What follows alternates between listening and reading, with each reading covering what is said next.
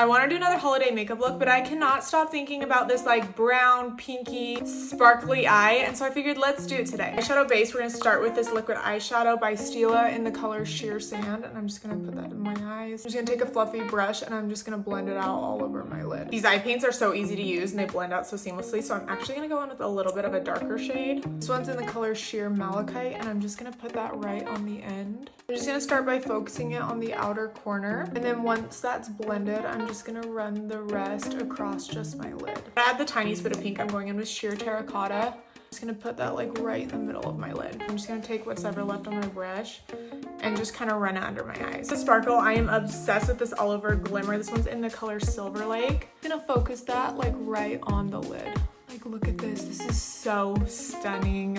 It gives like the perfect wet sparkly eye look. And for my wing, I went in with the best liquid liner of all time. It's the Stila Stay All Day liquid liner. And I already curled my lashes, so now I'm going in with the Stila Huge Mascara. I just threw on a little lash on the end, and I feel like now my cheeks just need like a little bit more of a highlight because my eyes are like such a moment.